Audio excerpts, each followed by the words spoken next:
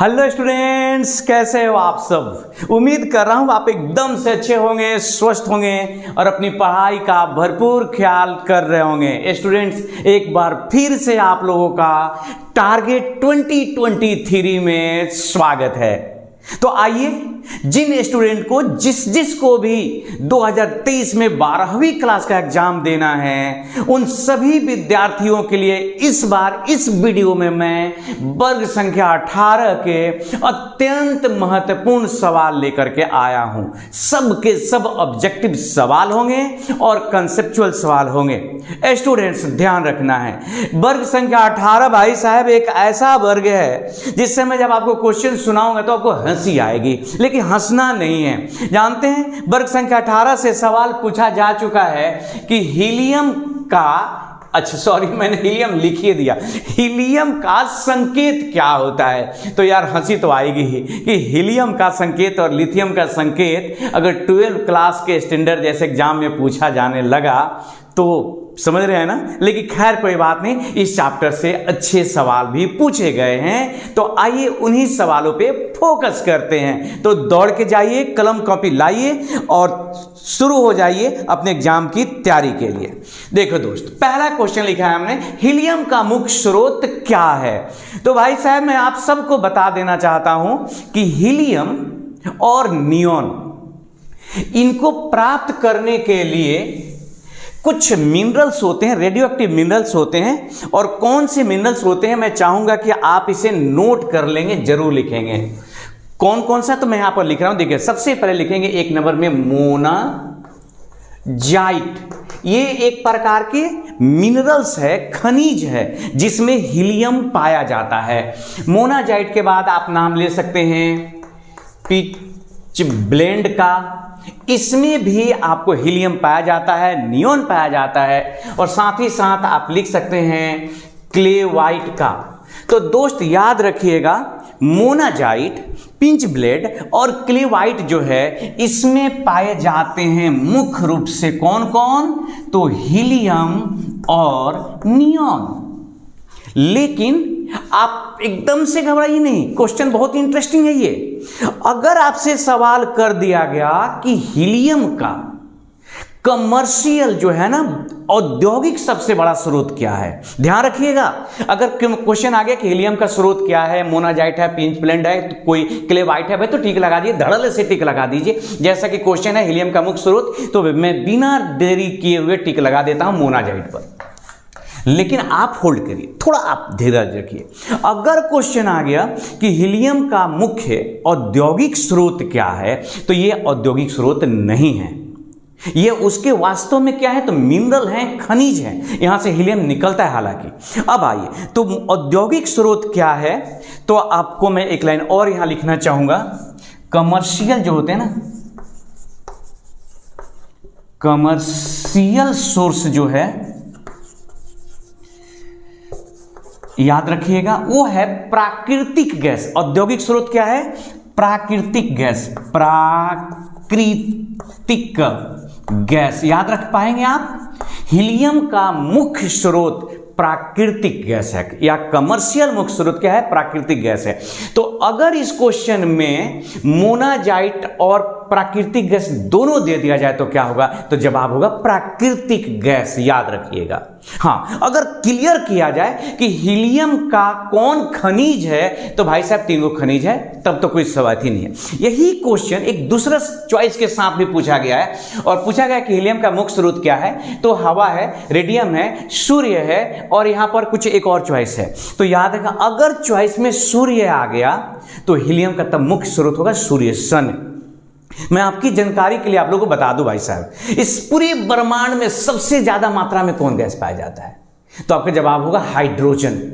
उपलब्धता की दृष्टि से हाइड्रोजन ब्रह्मांड में सबसे ज्यादा पाया जाता है। और जानते हैं सेकंड नंबर पे कौन है, वो है हीलियम। मैं पूरे ब्रह्मांड की बात कर रहा हूं, ये मत सोचिए कि पृथ्वी की बात कर रहा हूं। भाई पृथ्वी पे तो सबसे ज्यादा नो डाउट नाइट्रोजन गैस है, पूरे ब्रह्मांड में हाइड्रोजन सबसे ज्यादा है और दूसरे स्थान पे आता है हीलियम की बारी। तो अगर सूर्य चॉइस में अगर रगड़ दिया जाए ना तो जवाब क्या हो जाएगा? सूर्य। तो फिलहाल हीलियम का जो मुख्य स्रोत है वो मोनाजाइट है। याद रखिएगा मोनाजाइट उसका क्या है? तो मिनरल्स है। अगर औद्योगिक स्रोत की बात करें, कमर्शियल सोर्स की बात करें तो प्राकृतिक गैस है। अगर इसमें प्राकृतिक गैस रहता तो जवाब प्राकृतिक गैस ही हो जाता। क्लियर? अब आते हैं XeF4 का आकृति क्या है। दोस्त इस तरह के इसमें 3-4 सवाल हैं। उन सभी सवालों के जवाब के लिए हम चाहेंगे कि कुछ बात याद रखिए। ध्यान दीजिएगा, बहुत बहुत महत्वपूर्ण पॉइंट में लिखने जा रहा हूं। देखो दोस्त, अगर किसी वीक में बॉन्ड पेयर 2 है और लोन पेयर मान लो कि 3 है, बॉन्ड पेयर 2 लोन पेयर 3, तब ये आकृति होता है इसका रेखीय। आकृति कैसा हो जाएगा? रेखीय। याद रखिएगा, बॉन्ड पेयर का मतलब सिग्मा बॉन्ड समझिए, पाई बॉन्ड नहीं। बॉन्ड पेयर 2 और लोन पेयर अगर 3 हो गया तो आकृति क्या होगी? रेखीय होगी। चलिए दूसरा पॉइंट लेते हैं। अगर बॉन्ड पेयर बढ़ करके 3 हो गया और लोन पेयर घट करके अगर 1 हो गया तो आकृति हो जाती है पिरामिडी। पिरामिडी कहते हैं, अंग्रेजी में इसी को पिरामिडल कहते हैं। और याद रखें इसी आकृति को त्रिकोणीय पिरामिडी भी कहेंगे। पिरामिडी या पिरामिडल एक ही बात है, हिंदी में पिरामिडी, अंग्रेजी में पिरामिडल कहते हैं और इसी को त्रिकोणीय पिरामिडी भी कहेंगे। नेक्स्ट, अगर बॉन्ड पेयर बढ़ करके हो गया आपका 4 और लोन पेयर बढ़ करके हो गया 2, तो याद रखिएगा तब आकृति हो जाएगी वर्ग समतलीय। वर्ग समतलीय क्या हो जाएगा? वर्ग समतलीय। अगर बॉन्ड पेयर बढ़ करके 5 हो गया और लोन पेयर जो है ना घट के 1 हो गया तब आकृति हो जाएगी वर्ग पिरामिडी। वर्ग पिरामिडी, ठीक है, याद रखिएगा ये पिरामिडी है, पिरामिडी। अगर बॉन्ड पेयर 6 हो गया और लोन पेयर 1 हो गया तो विकृत अष्टफलकीय। विकृत अष्टफलकीय। अब वर्ग संख्या 18 का कोई भी जो कंपाउंड है उठाइए और इतना भर बात केवल याद रखिए, दे धड़ाधड़ उसका आप आकृति बताएंगे एकदम से। बस आप इसे केवल याद कर लीजिए कि कब रेखीय है, कब पिरामिडी है, कब वर्ग समतलीय है और कब जो है वर्ग पिरामिडी है, इस तरह से। तो आइए हम लोग बात करते हैं दूसरा कि XeF4 है। तो दोस्त सबसे पहले तो भाई हम इससे मिटाएंगे तभी जाकर बता पाएंगे। आपको पता ही है कि बोर्ड पे थोड़ा कम जगह है, आपने इसको नोट कर लिया होगा। दोस्त देखो इधर XeF4 का पहले पता लगाओ कि भाई इसमें बॉन्ड पेयर कितने हैं और लोन पेयर कितने हैं। तो हमने रंग बदला चौक का।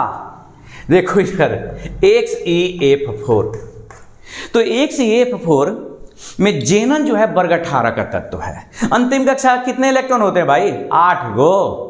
वर्ग 18 में 8 हुआ ना अंतिम कक्षा में। अच्छा बताओ, 8 गो में से 4 गो तो फ्लोरीन के साथ लग गया, तो इसका मतलब कि फ्लोरीन साहब लेके चले गए 4 गो, तो बॉन्ड पेयर हुआ 4 और 4 गो और बच गया।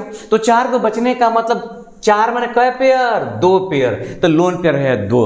तो बॉन्ड पेयर 4 और लोन पेयर 2, देखिए इधर कहीं लिखा हुआ है वर्ग समतलीय हो जाता है। और इस तरह से अच्छा एक देखो यार बिहार बोर्ड का कमाल, सब हिंदी में चतुष्फलकीय लिखा है, स्क्वायर प्लेनर, ये अंग्रेजी में, उसी को हिंदी में वर्ग समतलीय कहते हैं। पिरामिडल लिखा है, पिरामिडी नहीं लिखा, अंग्रेजी में लिखा है, और लीनियर मान रखिए। तो यहां पर जो है ना वर्ग समतलीय को क्या कहेंगे आप? स्क्वायर प्लेनर कहेंगे। तो इस तरह से जवाब हो गया आपका स्क्वायर प्लेनर। बस यहां से हो गया, हमको क्लियर हो गया ये। नेक्स्ट, XeF2 की आकृति क्या है? आइए जरा समझ लेते हैं दोस्त। यहां पर हिंट्स लिख रहा हूं मैं। XeF2, अच्छा बता दो भाई कि बॉन्ड पेयर इलेक्ट्रॉन कितने हैं? अरे बोलो बॉन्ड पेयर, इसको देख के बोल दो यार, यही ना बॉन्ड पेयर है। तो बॉन्ड पेयर कितने हो गए? 2। तो बॉन्ड पेयर हो गया 2। अच्छा तो जेनॉन के अंदर में 8 गो इलेक्ट्रॉन था, 8 गो में से 2 फ्लोरीन ले भागा, तो बचा कितना? 6 माने कितना पेयर? 3 पेयर। तो लोन पेयर हो गया 3। तो जरा देखो तो भाई, बॉन्ड पेयर 2 लोन पेयर 3 वाली कहानी कहाँ है? बॉन्ड पेयर 2 लोन पेयर 3 क्या आकृति होती है? रेखीय। तो भाई साहब इसमें चॉइस देखिए ना, कहाँ रेखीय है? तो बॉन्ड पेयर 3 लोन पेयर आकृति समतल त्रिकोणीय नहीं, वर्ग समतलीय नहीं, रेखीय। ये है रेखीय, रेखीय, रैखिक, रेखीय, लिनियर, सब एक है। अब आइए नेक्स्ट क्वेश्चन, XeO3 की आकृति कैसी होती है दोस्त? तो अब थोड़ा यार मजा आएगा। क्या आप इसको देख के यहां जो लिखा बता सकते हैं? तो थोड़ा दिमाग लगाइए और कमेंट करके मुझे जरूर बताइएगा कि आपने बता दिया था। अब मैं चल रहा हूं बताने, जरा देखिए। जेनन के साथ 3 ऑक्सीजन है, 3 वो ऑक्सीजन के मतलब तो ये हो गया कि आप कहेंगे चलो एक बात तो क्लियर हुई, और वो बात ये क्लियर हुई कि यहां पर बॉन्ड पेयर तो ये 3 दिख गया, बॉन्ड पेयर 3, तो लोन पेयर कितना हुआ ये पता लगाना है। तो भाई साहब मैं आपको बता दूं कि एक ऑक्सीजन डबल बॉन्ड बनाता है, माने एक ऑक्सीजन 2 बंधन बनाएगा, मतलब एक ऑक्सीजन 2 जो इलेक्ट्रॉन होगा उसके साथ बंधन बनाएगा। तो 3 ऑक्सीजन है ना, 3 ऑक्सीजन का इलेक्ट्रॉन लिया होगा? 6 ऑक्सीजन, सॉरी 6 इलेक्ट्रॉन ले लिया होगा। तो 6 तो ऑक्सीजन ले लिया, इलेक्ट्रॉन तो कितना बचा? इसके पास बच गया और 2 इलेक्ट्रॉन। तो 2 इलेक्ट्रॉन माने कितना पेयर? 1 पेयर ना। तो 1 पेयर का मतलब हो गया कि लोन पेयर कितना हो गया? 1। तो लोन पेयर 1, तो बॉन्ड पेयर 3 हुआ, इसमें बॉन्ड पेयर 3 और लोन पेयर 1। तो आकृति जरा देखिए, बॉन्ड पेयर 3 और लोन पेयर 1 की पिरामिडी कहाँ है भाई? पिरामिडी देखिए, ये हो गया आपका पिरामिडी या पिरामिडल कुछ। अच्छा दोस्त क्या करें यार, जगह का थोड़ा भाव लग रहा है। जरा देखो इसकी आकृति ऐसे बनाया जाता है, जेनन हुआ, ठीक है, ओके, और फिर उसके बाद 3 वो ऑक्सीजन हुआ, ये चीज, और एक लोन पेयर हो गया। आपको देख रहे एकदम सेम टू सेम आकृति। याद करिए जब आप छोटे थे, थोड़े बच्चे थे, तो आपने अमोनिया की आकृति लिखा था, अमोनिया, बॉन्ड पेयर 3 और एक लोन पेयर दिखता है, आकृति क्या था? पिरामिडल था ना। तो सेम टू सेम वही हो गया आकृति, अमोनिया वाली आकृति। तो त्रिकोणीय पिरामिडी कहिए या पिरामिडी कहिए, एक ही बात है। ओके, क्लियर भाई, समझ में आ रहा है ना? फिर से वीडियो बनाएंगे, फिर से समझाएंगे, क्या टेंशन की बात है?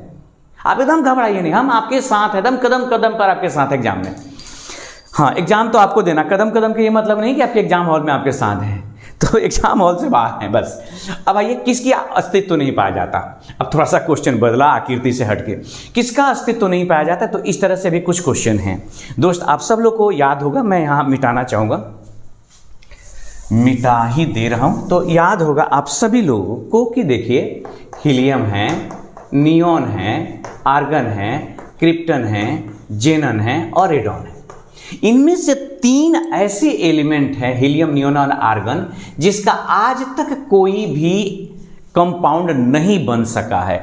अभी भी, आज भी ये अक्रिय ही बना हुआ है, इनर्ट ही बना हुआ है, मतलब इसका कोई यौगिक हम लोगों को ज्ञात नहीं है। अच्छा, एक पॉइंट हुआ, याद रखना है, हीलियम, नियॉन, आर्गन का आज तक कोई यौगिक नहीं बना। तो भाई साहब जो क्रिप्टन, जेनन, जो रेडॉन जो यौगिक बनाए हैं, वो किसके साथ बनाए हैं? वह बनाए हैं ऑक्सीजन के साथ और फ्लोरीन के साथ। इस बात का भी ख्याल रखिएगा, ऑक्सीजन और फ्लोरीन के साथ ही क्यों बनाए हैं? अगर इस सवाल के जवाब में आ जाए तो ऑक्सीजन और फ्लोरीन की विद्युत ऋणात्मकता बहुत ज़्यादा होती है, मैंने अपने तरफ से ऑक्सीजन फ्लोरीन समझिए कि बहुत ज़्यादा अभिक्रियाशील है, ये थोड़ा कम अभिक्रियाशील है, तभी ठेलठाल के रिएक्शन हो जाता है। तो आइए जरा समझने की कोशिश करें कि ये तो यौगिक संभव है। ये देखिए नियॉन का यहाँ पे यौगिक दिया है, तो क्या नियॉन का यौगिक बनेगा? नहीं ना। तो कह रहा है कि किसका अस्तित्व तो नहीं है भाई? तो NeF2 जैसा कोई चीज दुनिया में नहीं है, अभी तक तो नहीं है। कल आप खोज दीजिए, हम यहाँ पढ़ाना शुरू कर देंगे कि उसका अस्तित्व भी है। अब आइए, सबसे हल्की अज्वलनशील गैस, तो धड़ाम से आप टिक मार दीजिएगा कि हाइड्रोजन जो है सबसे हल्का, और लेकिन गलत हो जाएगा ना। पता चला ना क्यों गलती? लिखा है कि अज्वलनशील, इस अ पर ध्यान देना, अ पर, अ माने आम, अ माने अज्वलनशील, माने जो नहीं जलता हो। तो हाइड्रोजन भाई साहब तो बहुत ही विस्फोट के साथ जलता है, हल्का है तो क्या हुआ? तो सबसे हल्का जो अज्वलनशील है, हीलियम की बारी आ गई। कौन सी हो गया? हीलियम। अगर कहा जाता है इसमें सबसे हल्का और ज्वलनशील गैस, तो धड़ाम से टिक मारते किस पर? हाइड्रोजन पर। अच्छा, H माने हाइड्रोजन, AR माने आर्गन, हीलियम, रेडॉन, इस तरह से। अब सबसे कम क्वथनांक वाली गैस, तो भाई साहब हम आपको बता दें इस पूरी दुनिया में वो सूर्य तारे चांद ग्रह भी ले लीजिए, जितनी मानव की जानकारी है वहां तक सब समेट लीजिए। अभी तो हम लोग दूसरे ग्रहों पे जाके भी बसने वाले हैं ना। पूरी दुनिया में जितना भी पदार्थ ज्ञात है उन सभी पदार्थों में सबसे कम क्वथनांक हीलियम का है। किसका है? हीलियम का है। याद रखिएगा, मात्र 4.2 केल्विन। इससे कम क्वथनांक वाला अभी तक दुनिया में कोई सब्सटेंस ज्ञात नहीं हो सका है। क्वथनांक किसका है? हीलियम का सबसे कम है। और कितना है? तो मात्र 4.2 केल्विन इसके क्वथनांक है। याद रखना इस चीज को। नेक्स्ट है HCl4 की आकृति। एक बार फिर से आकृति आ गई। तो अगर HCl4 की बात करें दोस्त, तो जरा यहाँ बताइए कि कितने बॉन्ड पेयर हैं? 6 गो बॉन्ड पेयर है। तो 8 गो तो जेनॉन के पास इलेक्ट्रॉन है, 6 तो उसमें बॉन्ड पेयर में भाग ले लिया। तो बॉन्ड पेयर देखिए कहाँ है? 6। तो कितना बचा? 1 लोन पेयर। तो जब बॉन्ड पेयर 6 लोन पेयर 1, तो आकृति होते हैं विकृत अष्टफलकीय। अंग्रेजी में कहते हैं डिस्टोर्टेड ऑक्टाहेड्रल। Distorted octahedral. तो इस तरह से हो गया। अब मैं आपको 1-2 क्वेश्चन दे रहा हूं जो कि आप मुझे स्वयं बना करके बताएंगे कि क्या है। तो इसी बोर्ड पर एक जगह एक लिखा हुआ कोई पदार्थ, कहाँ गया भाई साहब? हाँ, XeO4। चलिए, इसका मुझे आप तुरंत के तुरंत इस वीडियो को देखते ही तुरंत मुझे इस क्वेश्चन का आंसर मैसेज करके बताइए कि XeOF4 इसकी आकृति क्या होगी? आकृति व्हाट? आकृति क्या होगी? मैं कोई चॉइस नहीं देने जा रहा हूं, आपको इसका आकृति बताना है। एक दूसरा बता दें दोस्त कि एक और भी छोटे मोटे क्वेश्चन आए हुए हैं इससे। उदाहरण के तौर पे क्वेश्चन आया हुआ है कि जो नोबेल गैस होते हैं वो कैसे होते हैं? 1 परमाणुविक, 2 परमाणुविक, 3 परमाणुविक, इस तरह से। तो यह तो जितना नोबेल गैस है, हीलियम, नियोन, आर्गन, अभी तो यहाँ लिख रहे थे आपको कि ये सब के सब 1 परमाणुविक हैं। जैसे हीलियम है, हमने He2 कहाँ लिखते हैं? नियोन है, आर्गन है, क्रिप्टन है, जेनन है, रेडॉन है, ये सब के सब 1 परमाणुविक है। तो इससे इस तरह से भी क्वेश्चन पूछा गया है कि ये क्या है? 1 परमाणुविक है, 2 परमाणुविक हैं कि बहुपरमाणुविक हैं? तो ये 1 परमाणुविक हैं। ओके। इससे एक और भी टाइप का सवाल पूछा गया है कि किसके जल अपघटन से क्या प्राप्त होता है? तो आप इन चीज़ों पर फोकस करेंगे और उसका तुरंत के तुरंत मुझे जवाब दीजिए कि इसका क्या सही जवाब है। फिर भेंट होगी एक अगले वीडियो में। तब तक अपना ख्याल रखिए, हंसते रहिए, मुस्कुराते रहिए और अपना ख्याल रखिए। धन्यवाद।